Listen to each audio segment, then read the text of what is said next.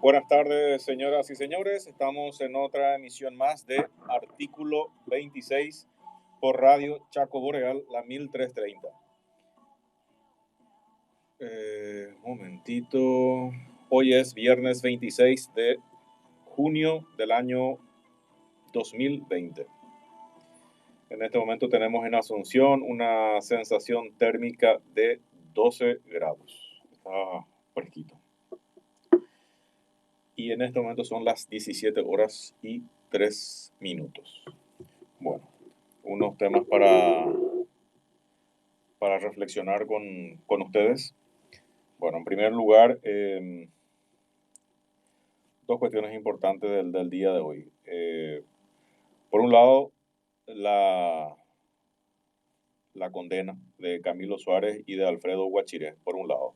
Estamos hablando de 5 años y de 3 años y 9 meses por otro.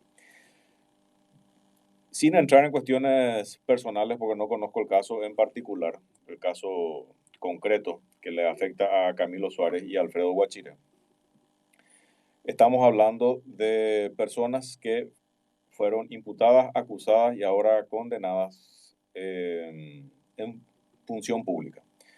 Desde ese punto de vista, analizando desde esa óptica, a mí me parece un paso importante para la ciudadanía. Ciertamente, y creo que ya lo avisaron, van a apelar y todo ese tipo de cosas que está bien, están en su derecho de hacerlo. Pero ¿cuál es el mensaje que tiene que llegar a la ciudadanía? ¿Cuál es el mensaje que tiene que llegar a los funcionarios públicos? Que ya no están jugando con arco libre y que ya no están jugando con cancha libre. Y es importante que la ciudadanía se vaya embanderando, empoderando de lo que realmente siempre fue nuestra función: ser una sociedad civil activa y participativa. Eso es importante. Y esto ciertamente marca un hito, porque con esa misma rigidez, con esa misma, digamos, vara, tendrán que ser juzgados otros funcionarios públicos en diferentes situaciones o en diferentes funciones que les corresponde, sean de la bandera que sean del partido que sea. Esa es la parte relevante para mí en el caso de Camilo Suárez y de Alfredo Guachire. Hay muchos otros casos de funcionarios públicos que evidentemente están ahí dando vueltas, pero es importante que se instale y es importante que se mentalicen todas las personas que están en la función pública de que tienen que rendir cuentas de sus actos, de lo que hacen y de lo que dejan de hacer, en pos y en beneficio de la ciudadanía, del pueblo y del país. Para eso fueron colocados ahí, o en forma electiva o en forma administrativa. Pero cada uno asume un rol, cada uno asume una función para justamente beneficiar al país, no para beneficiarse con eso. ¿Y qué es lo que está saltando con las declaraciones juradas que ahora son públicas?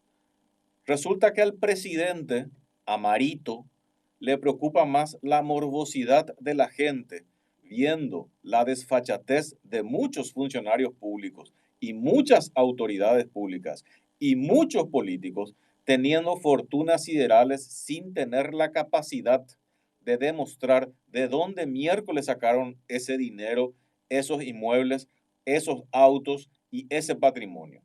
Esa es la cuestión que tiene que llamarnos la atención, no el tema del morbo o no morbo. Morbo tendrían que haber tenido y vergüenza tendrían que haber tenido todos estos funcionarios antes de robar al pueblo, antes de meter la mano en la lata del pueblo. Ese es el punto. Pero a Marito le preocupa más, no, que no se tome con morbo. Déjense de joder. Ahora vamos a la segunda etapa. La segunda etapa es que los funcionarios públicos que no puedan demostrar sus fabulosos patrimonios que tienen que ser investigados, tienen que ser procesados y tienen que ser condenados. Y se les tiene que sacar todo lo que robaron y tienen que terminar podridos en la cárcel. Ese es dinero de la ciudadanía. ¿Cuánta gente murió? ¿Cuánta gente se quedó sin medicamentos? ¿Cuánta gente no fue auxiliada? ¿Cuánta gente se quedó sin educación? Porque resulta que nuestras autoridades y nuestros gobernantes, para lo único que se están concentrando, se estaban concentrando y se siguen concentrando, es simplemente para robar al pueblo. Esa es la parte más grave de todo esto. Y no, ay no, que se haga morbo o que se haga un meme. Siempre en la pelotudez, Marito, será. Bueno, tenemos que concentrarnos en el robo, en el saqueo de todos estos años, de 31 años de democracia y de todas las personas que participaron y de todos los que de una u otra manera son responsables por acción o por omisión. Y se tendría que ver de parte de nuestros legisladores, o sea, tiene que haber también, o se tiene que establecer también disposiciones tales como que, o sea, no pueden caducar tan fácilmente las fechorías que tienen que ver en contra del Estado, en contra del pueblo. Los robos al Estado no pueden caducar. Tienen que ser tipo lesa humanidad, porque es exactamente lo mismo. Le afecta a toda la humanidad del Paraguay. Eso es lo que no se dan cuenta de repente. A veces parece que no, se quedan con un vueltito, se quedan con una comisión o se quedan con una coima y parece hasta jocoso, divertido, pícaro. Pero no es así. Tenemos que comenzar a tomar en serio. Y si encima vamos a estar acumulando, solo al estilo Singapur, sí, la muerte. Pena de muerte para funcionarios públicos que meten la mano en la lata. Ese es el sistema Singapur. Así mismo es. Y si son una vanguardia desde el punto de vista tecnológico, desde el punto de vista de las matemáticas, desde el punto de vista de la educación, ciertamente en algo tiene que ver el hecho de que exista una concentración fuerte, un convencimiento y una concienciación fuerte de que lo público es público, pero no de boca para afuera, como gargantean de repente algunos políticos trasnochados. Lo público es público en serio. Y como tal, los que osan meter la mano en la lata tienen que pagar las consecuencias. Ellos y sus familiares, su entorno, sus amantes, sus perritos y sus vecinos. Todo lo que le ayudaron, todos los que le ayudaron a robar. Así nomás de sencillo es. Y así debería de funcionar cualquier país medianamente serio. Ese es el punto. Y resulta que si nosotros vamos por lo que le interesa a Marito, nuestro ñembo presidente, y resulta que si nosotros vamos acumulando epítetos para la ciudadanía tenemos, que somos unos simples comunes, dicho ya por Carlos Portillo y que lo repitió hace poco de vuelta la jueza Cintia Lovera. Somos cretinos, que es el epíteto que nos había dado, la calificación que nos había dado la esposa de Benigno López, que todos somos unos cretinos por exigirle a su marido que deje de robar y que hoy tiene más de 12 o 13 denuncias penales que siguen durmiendo en el Ministerio Público, otro cómplice de este estado de corrupción en el país. Resulta que somos pillos y peajeros porque no queríamos que nos roben Itaipú. Por eso somos pillos y peajeros. ¿Te acordabas, Marito? Y ahora resulta que agregamos una guirnalda más. También somos morbosos, aparte, según Marito. O sea, un diccionario de epítetos y de calificaciones para la ciudadanía espectacular. ¿De quienes vienen? Justamente de estos delincuentes y manga de atorrantes que hoy están al frente del gobierno. Y ellos son los que nos descalifican a la ciudadanía. Y los que se pasan robando son ellos. Sería bueno que todo lo que estamos viendo de las declaraciones juradas de los funcionarios públicos traten de justificar, no es que traten, justifiquen cada puto centavo que tienen ahí. Es increíble. O sea, estamos en un país totalmente de cabeza para abajo. Bueno, ayer justamente y sobre el mismo punto estuve en entrevista con el doctor Camilo Benítez, Contralor General de la República.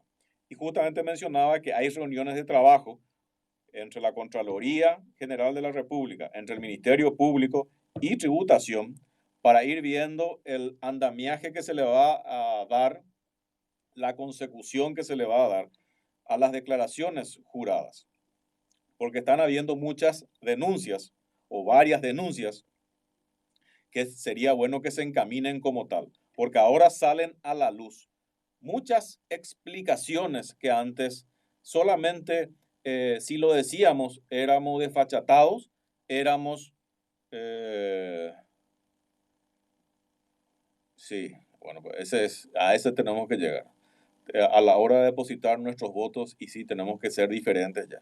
Pero esa es nuestra responsabilidad y nuestra mea culpa como ciudadanos. Dejamos que estos atorrantes durante 31 años nos estén jodiendo las pelotas y nos saquen todos hasta el último centavo del país. Además, la mayoría no es real porque muchos tienen mucho más. ¿Cierto? ¿Cierto? Pero empezaremos por algo.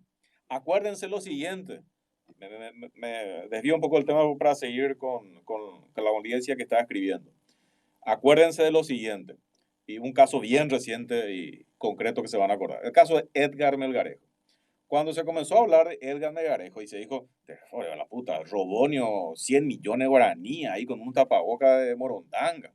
No, pero él que se va a meter en eso, si él maneja miles de millones de dólares en la DINAC, no se va a meter en migajas.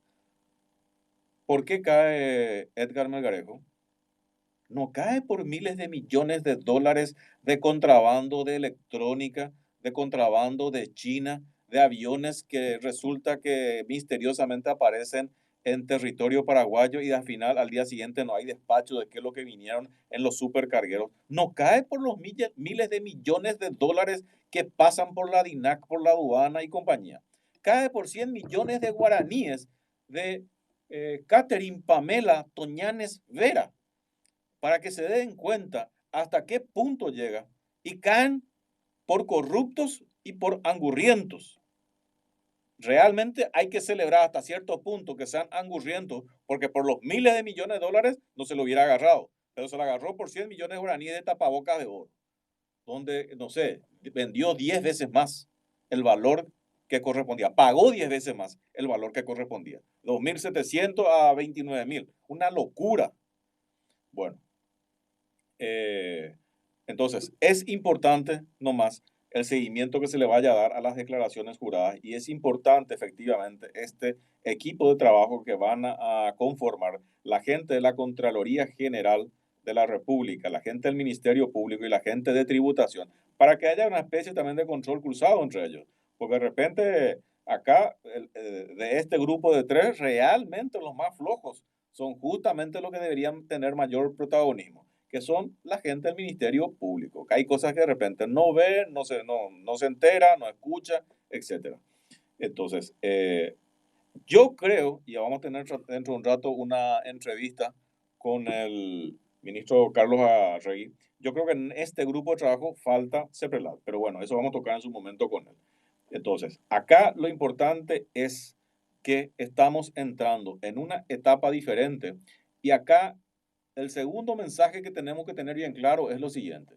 No es contentarnos, pues decir, ah, bueno, listo, dimos un paso, conseguimos medio centímetro y descansar de vuelta. La moraleja de todos estos señores ciudadanos, compatriotas, conciudadanos, es que no podemos ya dejar de aflojar. Vamos a tener que estar encima el resto de nuestra vida, encima de nuestras autoridades, encima de nuestros funcionarios públicos, para que esto realmente funcione como país y podamos ir desarrollándonos y creciendo. Ya no hay ese tema, no, ellos manejan bien, administran bien. Ya nos dimos cuenta que el que sube, sea del color que sea, de la bandera que sea, iba a tener intenciones de robar, porque evidentemente la tentación es demasiado grande. O sea, como decían antes las abuelitas, la carne y el gato. O sea, evidentemente la tentación es grande. Entonces, acá tiene que haber un control ciudadano, pero de por vida. Y no tenemos que cansarnos. Y me dicen, sí, pero yo tengo que trabajar y también tengo que controlar que nuestras autoridades no nos roben. Cierto, esa es nuestra función como ciudadanos realmente. Y no vamos a tener que cansarnos de eso, o si no, nos van a saquear y un día vamos a quedarnos sin país. Vamos a ser apátridas, porque resulta que van a vender todo lo que tenemos. Fíjense los miles de millones de dólares que hoy tienen en sus cuentas estos badulaques. Eh, no, no sé si, no sé si un dictador es la solución. Acá yo creo que justamente la mayor participación ciudadana, la mayor exigencia a la ciudadanía se tiene que dar. A pesar de la actitud represiva de la fiscalía, a pesar de la actitud persecutoria de la fiscalía, que al final terminan imputando a gente que protesta contra la corrupción, pero los corruptos tranquilamente se van a sus casas. Y acá es una cuestión que también se tiene que dar. O sea, no es nomás, ay, robé, híjoles, cáspitas, me pillaron, ahora me voy a mi casa. No, señor, vamos a tener que cambiar ese escenario. Las personas que roban tienen que terminar devolviendo todo lo que robaron, hasta el último centavo. Ellos, sus familiares, su amante, su perro, su vecino y todos los que participaron en la fechoría. Y aparte, tienen que ir a llevar el despojo de su cuerpo humano, podrirse en la cárcel por hacer un daño, para mí, de lesa humanidad, contra los compatriotas y contra los connacionales. Ese es un tema que no se puede negociar. Ese es un tema que no podemos dar un paso atrás. ¿Está? Ministro Carlos Arregui. Sí, buenas tardes, ¿qué tal? ¿Cómo están? ¿Qué tal, ministro? ¿Cómo andamos? Bien, bien, bien, estamos. Ministro, para ir rápidamente al punto. Con esta liberación o publicidad de las declaraciones juradas, yo ayer estuve en conversación y en entrevista con el doctor Camilo Benítez, el Contralor General de la República, y justamente me estaba hablando que se estaba conformando un equipo de trabajo con gente de la Contraloría, gente del Ministerio Público, gente de tributación. Inclusive yo le dije, yo creo que falta CEPRELAT en todo esto también. Y bueno, ¿y por qué? Y por una cuestión muy sencilla. Resulta que ahora salen a la luz las declaraciones juradas, las reales declaraciones juradas de Juan González. Esas declaraciones juradas, que para mí son realmente las oficiales, es la que se tendrían que cotejar con la de tributación, es la que se tendría que cotejar entre los bancos, porque también todas estas personas operan con los bancos, donde también tienen sus manifestaciones de bienes. Y me imagino que los departamentos de cumplimiento y antilavado de los bancos tendrían que darle una especial atención justamente a estas manifestaciones, a estas declaraciones juradas que salen de sus clientes, porque esta es la real, no la que ellos presentan en los bancos. O sea, ¿cuál es tu opinión al respecto?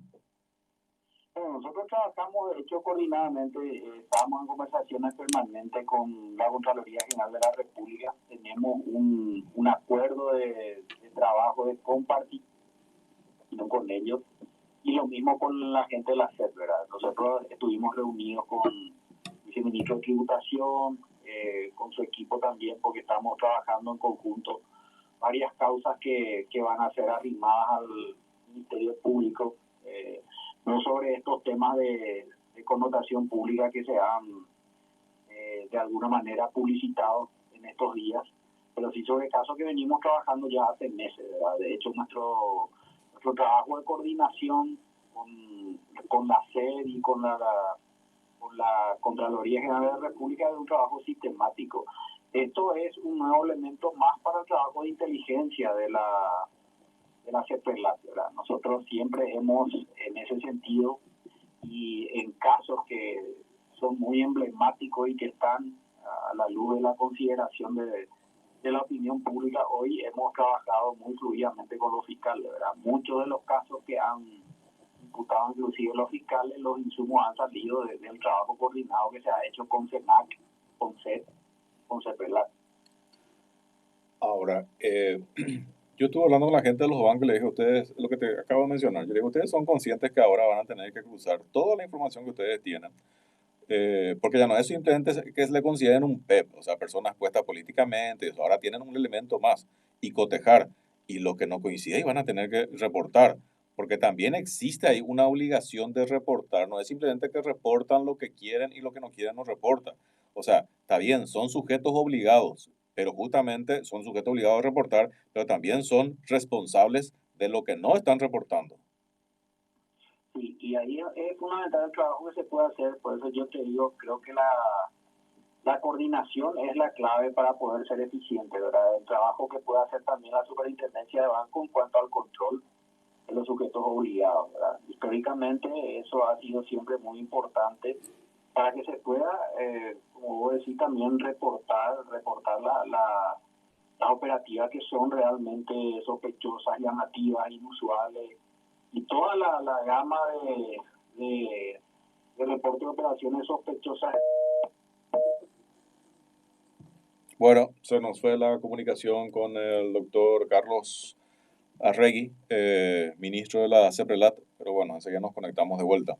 Acá es importante entonces el trabajo mancomunado que se vaya a realizar con esta publicación de las declaraciones juradas, o que ya son públicas las declaraciones juradas, y tiene varios aspectos. También hay un aspecto que le va a afectar y le debe afectar a los bancos. Los bancos tienen que hacer hoy un trabajo de debida diligencia con todos sus clientes, donde supuestamente tuvieron que presentar sus declaraciones juradas, sus manifestaciones de bienes, y hoy tienen que cruzar con las que realmente presentaron al Estado paraguayo, que es realmente para mí la declaración que vale, porque es la declaración jurada que está nada más y nada menos presentada ante la Contraloría General de la República. O sea, es demasiado importante todo lo que se vaya a generar a partir de eso. Y los bancos también tienen que ser responsables y copartícipes de esa situación, tanto desde el punto de vista de coadyuvar a la justicia como desde el punto de vista de ser responsables si es que no cumplen su función como tiene que ser. Ese es el punto que se tiene que tener en cuenta principalmente. Entonces, acá de vuelta, simplemente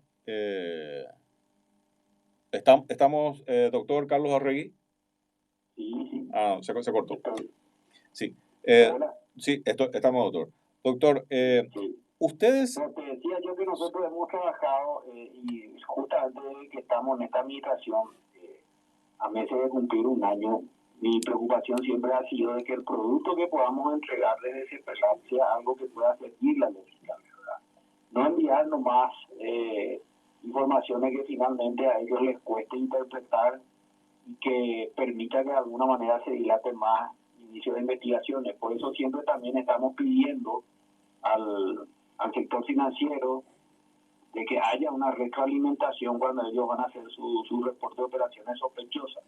Nosotros hicimos hace poco en CEPRELAT un taller denominado Juego de Roles, con el apoyo de la UNIS de Colombia, ¿verdad? Donde cada uno de los actores se ponía en el lugar de otro y en la función de los otros para que se pueda entender, tanto los oficiales de cumplimiento puedan entender qué precisaban los analistas de CEPRELAT, y los analistas de CEPRELAT también entender un poco, digamos, la manera de ver que tienen los oficiales de cumplimiento, ¿verdad? O los gerentes de cumplimiento de los bancos, ¿verdad?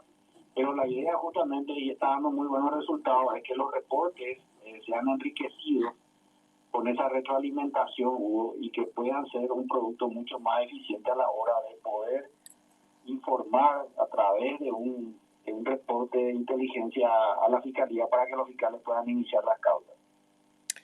Claro, esa practicidad sería importante. Ahora, una consulta que creo que varias veces te hicieron y de todos modos me interesa. No sé si la ley está bien o no, o lo que había que hacer. ¿Ustedes realmente no pueden entrar a los bancos? ¿O cómo es realmente esa historia? Ustedes pueden, y si tienen una duda, no, ¿sabes qué? Me quiero ir a tal banco a revisar un poco sobre este cliente en particular. ¿Tienen o no tienen esa facultad, ministro? Esa no va a gustar la superintendencia de bancos. Nosotros lo que hacemos es, nosotros somos órganos reguladores, ¿verdad? Y ellos son órganos controladores, me refiero a la superintendencia. Lo que sí se hace es una retroalimentación en relación a la documentación que ellos emiten y que nosotros podemos de alguna manera no tener una claridad suficiente en cuanto, digamos, al punto de vista por el cual ellos están enviando ciertos documentos, ciertos datos, cierta información. Eso existe hoy, hay mucha, digamos, retroalimentación en ese sentido, pero no tenemos la potestad de exigirle a ellos o de ir a revisar eso. Eso sí queda a cargo de la superintendencia de banco. Claro, lo que yo escuché varias veces y de varias administraciones es lo siguiente. Los bancos de repente emiten muchos reportes de, no sé, por llamar de una manera, de Birorei, pero lo que son realmente importantes, eso no lo reportan. Entonces, Claro. ¿cuál es el punto ahí de responsabilidad real del banco? O sea, El banco tiene su responsabilidad, por eso te digo, ahí es ese trabajo coordinado y ahí la superintendencia es la que tendría que de alguna manera estar en la verificación de eso que vos mencionás, ¿verdad? Que entiendo perfectamente. Nosotros no tenemos posibilidad de saber, ¿verdad?, qué es lo que no se reportó. De hecho, hubo casos connotados que no pasaron, de características inusuales que no pasaron a la CEPELA, ¿verdad? Entonces la responsabilidad ahí es del sector, de la entidad que tendría que haber hecho el reporte, ¿verdad? Lo mismo ocurre también para con las cooperativas, en un caso que me habían manifestado una colega tuyo, que me había mostrado un caso que la cooperativa en cuestión no había reportado a la CEPELA. ahora, yo sé que suena un poco a catarsis y a lo mejor es una cuestión colateral, pero de todo modo tengo que decirlo porque siempre me dicen que te haga llegar, ¿verdad? A vos la inquietud. Y me imagino que entre catarsis y un poquito de rabia. Dice, a nosotros que nos vamos a depositar 500.000 guaraníes, nos piden hasta el color de la media que llevamos para depositar y de repente vienen onda tipo Messer y compañía, meten millones y nadie se da cuenta, millones de dólares, y nadie se da cuenta y nadie le dice nada. O sea, ese también es una inquietud ciudadana. A lo mejor lo estoy exagerando o llegando a un extremo, pero los No, pongo de esa claro, manera simplemente porque hay un hartazgo también y un hastío de la ciudadanía. Yo me voy a... pero ahí hay que ser claro en algo, ¿verdad? Te explico, y eso es con justificada razón que la gente, pero en realidad, y vos conocés porque estuviste en el sector, eso tiene que ver con la política y el perfil financiero que pueda tener cada uno de sus clientes. No, no es el tema del monto, sino acá es el perfil transaccional del cliente, ¿verdad? Y que el banco tome su tiempo para hacer su debida diligencia, ¿verdad? Y no simplemente reportar, ¿verdad? Eso es algo que para mí es fundamental, ¿verdad? Tienen, vos sabés, 90 días para hacer esa debida diligencia y pedirle al señor Portillo la documentación pertinente en relación a una operación que para ellos puede ser inusual o sospechosa, ¿verdad? Si una vez acabada esa diligencia para mitigar los riesgos, aún así el banco, por ejemplo, no está satisfecho, entonces reporta, ¿verdad?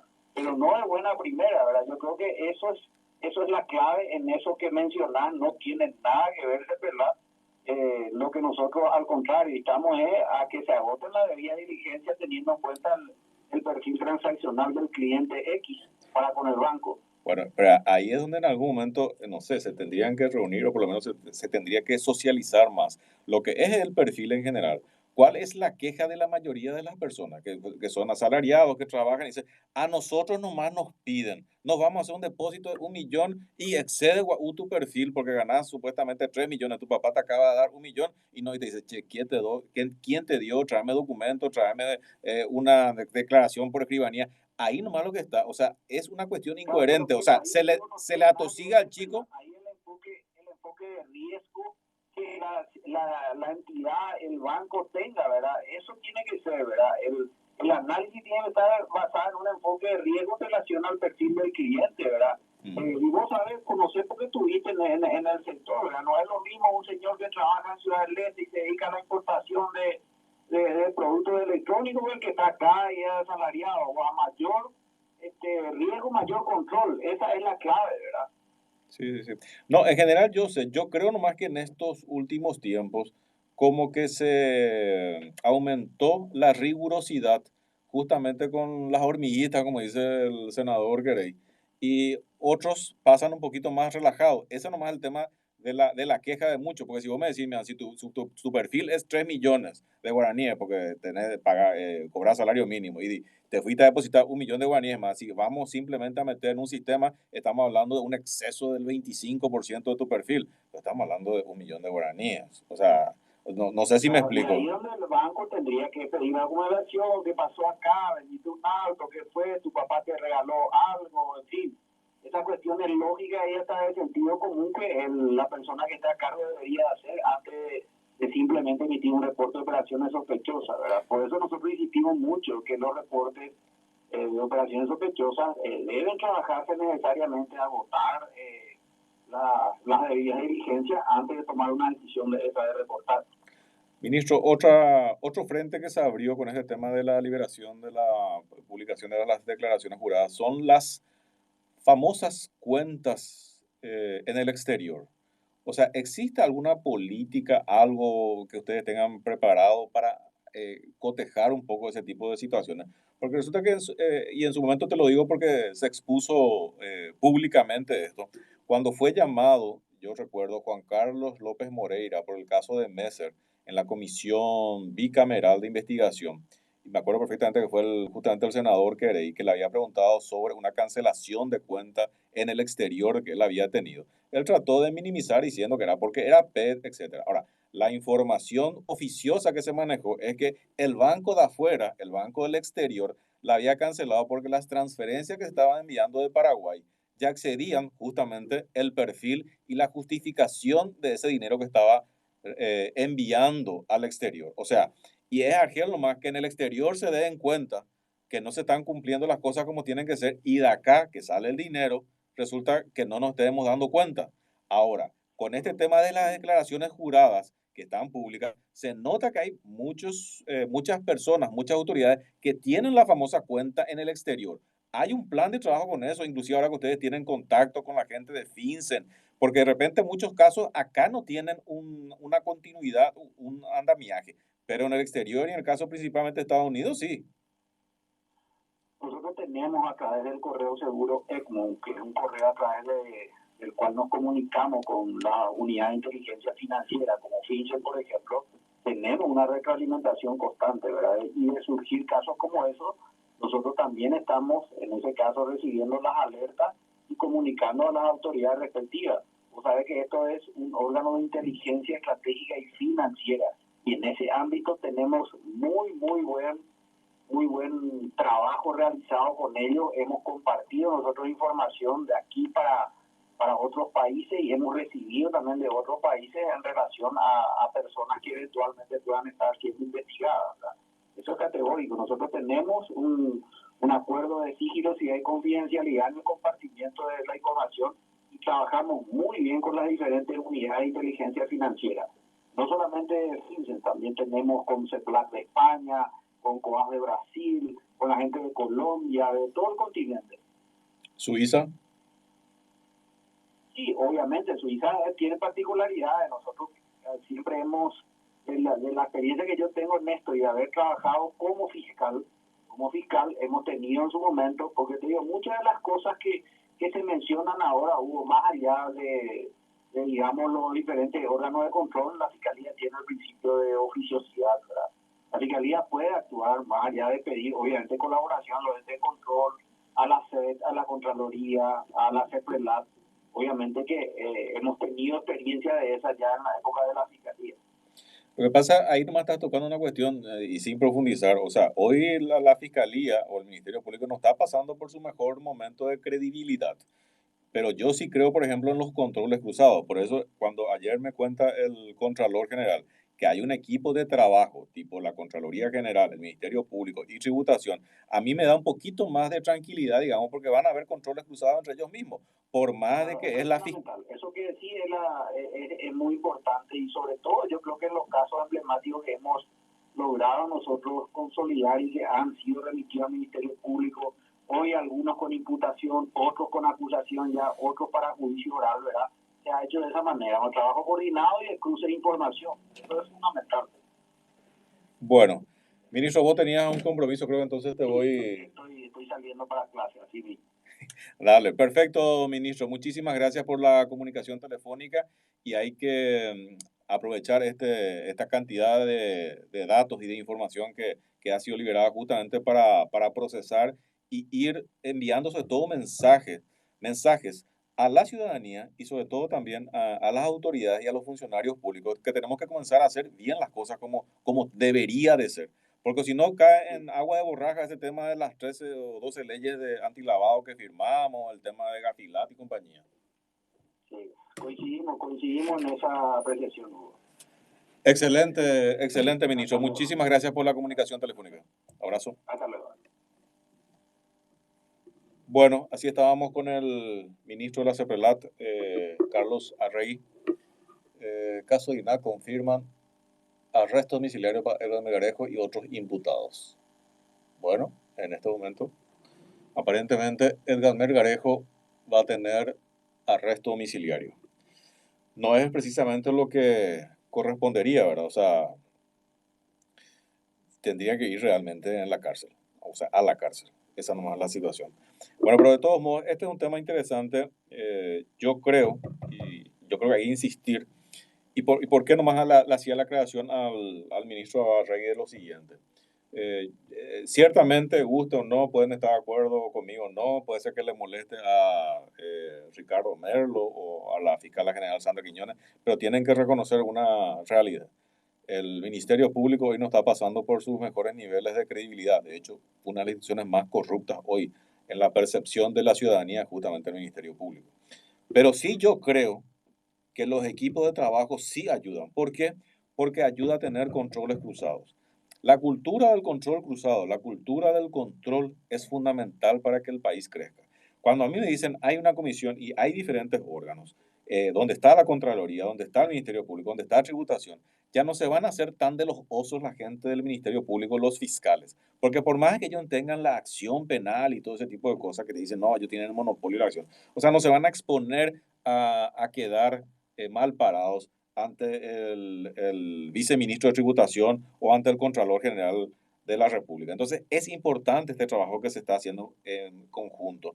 Yo sí creo, por más de que tengan los trabajos de convenio con la Contraloría, yo sí creo que en este grupo de trabajo falta la CEPRELAT, porque acá hay una pata muy importante que se generó y se abrió con este tema, que es justamente la de los sujetos obligados. Y los sujetos obligados por excelencia son los bancos. Resulta que, y yo entiendo el hartazgo de la gente, resulta que atosigan y persiguen al que está recibiendo un salario mínimo y se va a depositar un 500,000 guaraníes de más o 1,000,000 de guaraníes de más y tienen que llevar, no sé, hasta declaración jurada vía escribanía.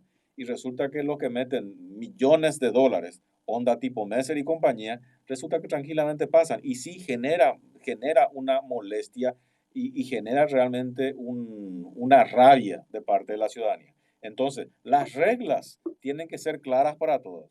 Entonces nadie se va a quejar. Sí, bueno, si todos sabemos que si cruzamos el semáforo en rojo va a haber una multa, y bueno, listo, tienen que saber y las reglas tienen que ser iguales para todos. Desde el motociclista hasta el que se va en colectivo, hasta el que se va en su chileré y hasta el que se va en su auto importado. Así nomás de sencillo debería de ser. Y va a depender de nosotros como ciudadanos ir instalando ese tipo de cuestiones. Entonces, este tema de las declaraciones juradas y el trabajo que viene a partir de ahora es fundamental, independientemente que haya un porcentaje de morbo y que le moleste eso a Marito. Para mí, mucho más bochornoso y doloroso es el robo, el saqueo y la corrupción al que ha sido sometido sistemáticamente el Paraguay desde hace 31 años de Guau Democracia. Vamos a una pausa y volvemos. Cada vez que enciendes tu radio en la 1330, nosotros estamos donde vos estás. La inmediatez de los sucesos requieren un análisis y síntesis inminente. Lo más actual de lo que sucede y no sucede requiere de la observación de don Hugo Vierno. Senador Fernando Silva Facetti, te quiero comentar, ayer estaban publicando el tema de la declaración jurada. Se tomó tu primera declaración contra la última. No se tuvo en cuenta periodo. No, cuando realmente vos tenés que tomar 3 etapas distintas, porque fueron 3 etapas que yo fui funcionario por un tiempo, salí. Volví a ser funcionario por un tiempo, salí. Porque es funcionario por un tiempo, salí otra vez. Sí, correcto. Entonces, obviamente, la Contraloría mide el tiempo en que vos sos funcionario público. Tu patrimonio al entrar y al salir. Cuando entras y cuando te vas a donde vas. Entonces vos medís uno contra otro. Pero acá me midieron todos mis años en el sector privado también. Sí, así mismo. Ubicaron grande, un crecimiento de 1.300% de mi patrimonio. Si vos empezás a revisar cómo debe ser revisado, con los periodos de tiempo que corresponden, etcétera, etcétera, te vas a dar cuenta que la verdad, eso tiene que mejorar y mucho. Ese papelito que hoy estamos viendo sirve de poco y nada, realmente. De lunes a viernes, de 8 a 9:45 de la mañana, Hugo Biederman nos acerca a la opinión responsable en Ramos Generales, aquí en la 1330. Donde está lo que importa y aporta. Para comunicarte telefónicamente con la 1330, llama al 021-728-9333. Esto es Artículo 26. A26. Con el análisis crítico de Hugo Portillo. Sin censura. Sin censura. Justicia, economía, política y lo que el momento actual lo requiere.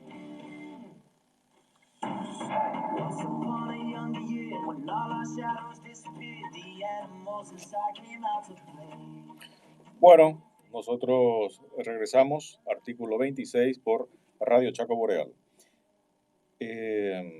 Un tema también para comentar y que ayer surgió como consecuencia de la entrevista que le hice al Contralor General de la República, el doctor Camilo Benítez, y que quería compartir con ustedes.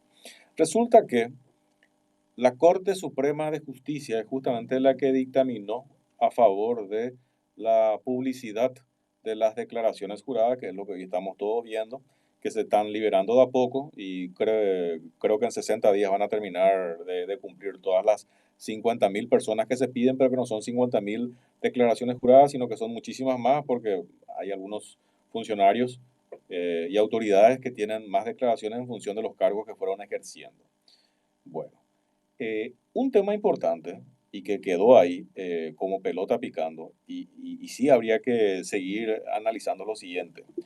Resulta que, por un lado, la Corte Suprema de Justicia dice de que tienen que ser públicas las declaraciones juradas de los funcionarios públicos, lo cual me parece genial.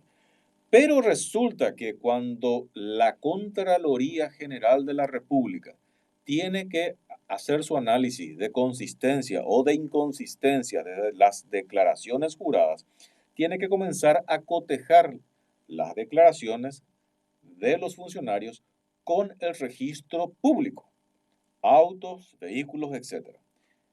¿Quién maneja el monopolio de la información de los registros públicos? La Corte Suprema de Justicia. Entonces ahí entramos en una cuestión, no sé, demagógica, no sé cómo llamarlo, hipócrita, irreal, doble discurso. Resulta que la Corte Suprema de Justicia, el Poder Judicial, maneja los registros públicos, que como su nombre lo dice, deberían de ser públicos. No sé por qué ellos tienen que manejar.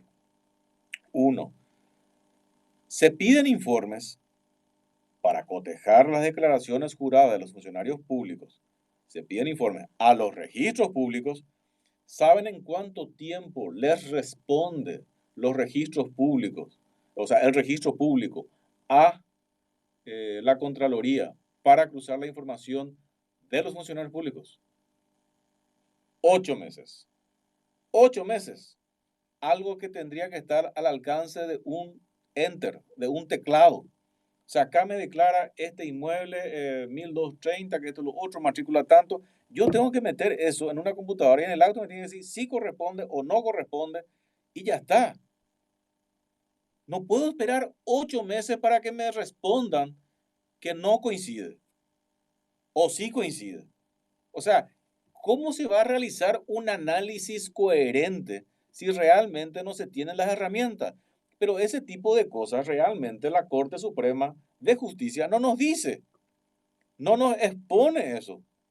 Resulta que ellos tienen el monopolio de la información de los registros públicos y hacen y deshacen a su antojo, algo que debería estar al acceso justamente del público.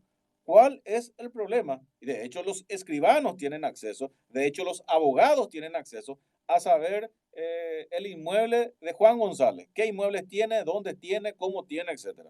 ¿Y por qué el resto de la ciudadanía no podemos saber? ¿Y por qué la misma Contraloría no lo puede saber? Es una cuestión incongruente, incoherente de parte de la Corte Suprema de Justicia. ¿Cómo que la Contraloría va a hacer su trabajo de cotejar la consistencia e inconsistencia de las declaraciones juradas si resulta que para responderle sobre un puto inmueble, resulta que tardan 8 meses? Y resulta que otros sí tienen acceso mucho más rápido. En 10, 15 días los abogados, los escribanos y compañía. Algo que debería estar al alcance de un enter, de un teclado normal, como terminó. ¿Qué es lo que tienen que ocultar en el tema de los registros públicos? ¿Cuál es la situación ahí? ¿Por qué el monopolio de la información de los registros públicos tiene que estar bajo el mando y el cuco de la Corte Suprema de Justicia? Alberto Martínez, vos que te jactás de transparente, resulta que no estás siendo coherente ahí, porque encima te pidieron ya que realmente se tenga un acceso directo a la base de datos de los registros públicos y ustedes no quieren liberar. Entonces, ¿cómo se va a hacer el control cruzado de las informaciones de los funcionarios públicos? Es incoherente lo que estás pidiendo. Resulta que el funcionario pone lo que quiere y cuando uno tiene que hacer su trabajo de análisis de correspondencia o no, no lo puede hacer porque no hay forma de chequear, porque los registros públicos le responden directamente a la Corte Suprema. Y ustedes manejan la info, qué se da y qué no se da, y a quién se da y cuánto tiempo se le hace esperar. Alberto Martínez, ¿vos sos consciente que la Corte Suprema de Justicia hoy es cómplice del oscurantismo, del acceso a la información que debería ser pública para cotejar las declaraciones juradas de los funcionarios públicos? ¿Contra qué vamos a cotejar? Sí, no, nos llama la atención de entrar a los números, pero cuando eso hay que bajar a tierra para realmente hacer un caso jurídico o judicial o fiscal, resulta que ustedes no colaboran y le ponen palos a la rueda. O sea, ¿dónde está la coherencia con el discurso de transparencia de ese punto de vista? Los registros públicos tienen que estar liberados a la ciudadanía, al público, como lo dice. No que la Corte Suprema tenga el monopolio de esa información. Y todos tendríamos que poder acceder directamente a través de Internet, como existen en muchísimos países. Porque si no, resulta que somos totalmente inconsistentes. Liberamos las declaraciones juradas de los funcionarios públicos, pero resulta que los registros públicos para cotejar lo que dicen los funcionarios públicos está vedado. Y está todavía en la época del oscurantismo, manejado muy calladamente y muy sospechosamente por la Corte Suprema de Justicia. Y si encima exponemos las informaciones oficiosas o los datos oficiosos que muchos periodistas tenemos, resulta que algunos ministros de la Corte Suprema de Justicia manejan como un feudo aparte los registros públicos. ¿Qué tiene que ocultar la Corte Suprema de Justicia? Vamos a dejarnos de los dobles discursos, Alberto Martínez. Vamos a dejarnos de los dobles discursos, Corte Suprema de Justicia.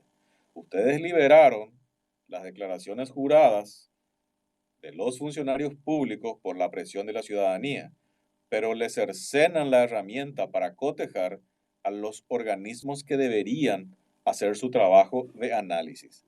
Eso no es coherente, no es congruente y realmente le ponen un feroz palo en la rueda para que esto tenga un andamiaje. Entonces, es bueno que la ciudadanía sepa que la Corte Suprema de Justicia no quiere liberar. Sí, la Corte Suprema es un antro de corrupción, claro que sí.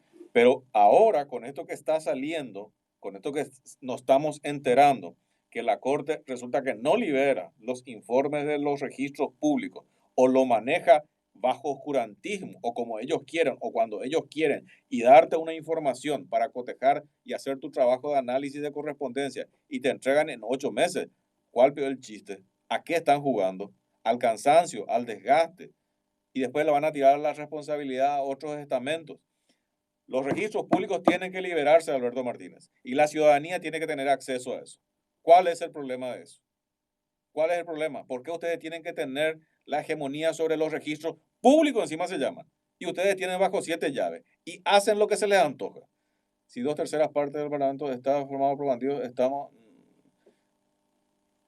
digamos que 2/3 partes del Parlamento está conformado por bandidos, pero ese 1/3 de los parlamentarios y nosotros, la sociedad civil, los miembros de la sociedad civil, los miembros de la ciudadanía comprometidos y en forma activa, no vamos a permitir. Y lo que tenemos que nosotros lograr con ese 2/3 partes de corrupción o de corruptos en el gobierno, en el parlamento, lo que sea, es que justamente vaya disminuyendo. Pero eso va a depender de nosotros.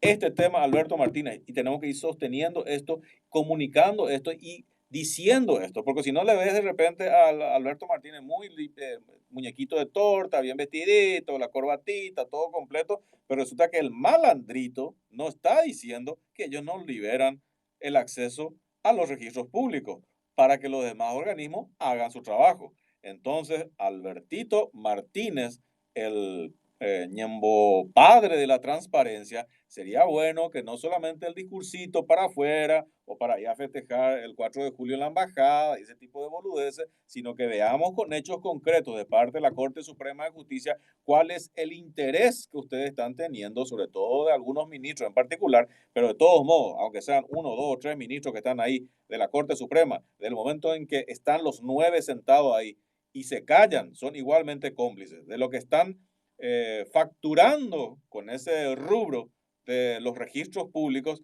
y los que están callados, cómplices de esa fechoría. Entonces, el discurso de la coherencia tienen que pensar de la cabeza, porque si no me ha sido fácil de firmar que los demás estamentos, que los demás funcionarios públicos del Poder Legislativo y del Poder Ejecutivo pongan sus declaraciones juradas a disposición de la ciudadanía, pero resulta que, en primer lugar, los integrantes del Poder Judicial no están en esa lista, que deberían haber estado, que siempre dije del primer momento. Pero está bien, es un paso. Ahora, que tampoco ustedes, Poder Judicial, Corte Suprema de Justicia, Alberto Martínez, resulta que no le den las herramientas a las instituciones que tienen que controlar la correspondencia de las declaraciones juradas.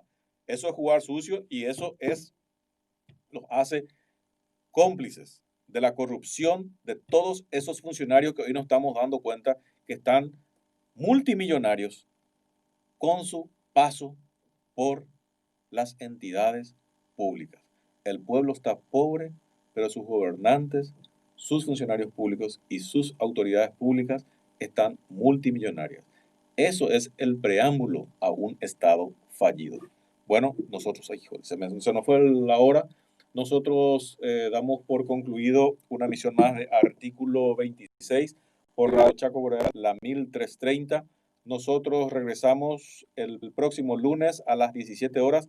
Ya saben que el domingo tenemos nuestra emisión de Artículo 26 por hugoportillo.com a las 20 horas.